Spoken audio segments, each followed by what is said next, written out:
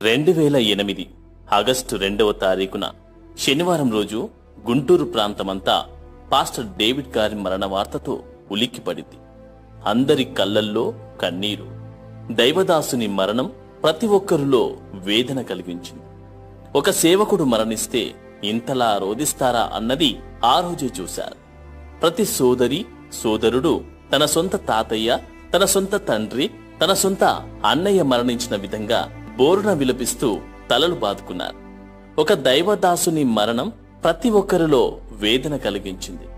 కొన్ని వేల మంది ఆయన యొద్దకు వచ్చి చివరిసారిగా శ్రద్ధాంజలి ఘటించారు. ఆయన పార్థివ దేహాన్ని చూడడానికి కుల, మత, ప్రాంత భేదం లేకుండా ఒక్కసారైనా ఆయనను తాకాలి అని ప్రయాసపడ్డారు. ఆయన అలుపెరుగని క్రైస్తవుడు. అనేక వేల మందిని రక్షణ మార్గంలోకి నడిపారు. అనేక మంది సేవకులను తయారు చేశారు. దేవుని సువార్తను ప్రకటించడానికి బహు ప్రయాసపడ్డారు. ఆయన మరణం క్రైస్తవ సమాజానికి తీరని లోటు. బైబిల్లో వ్రాయబడినట్లు ఆయన సేవ చేయు దినములు సంపూర్ణమైనప్పుడు తన ఇంటికి వెళ్ళెను. పాస్టర్ డేవిడ్ గారు మన మధ్యలో లేరు. ఆయన శరీరము లేదు, కాని ఆయన జీవితముంది. ఆయన లేడు కాని ఆయన ప్రార్థనుంది.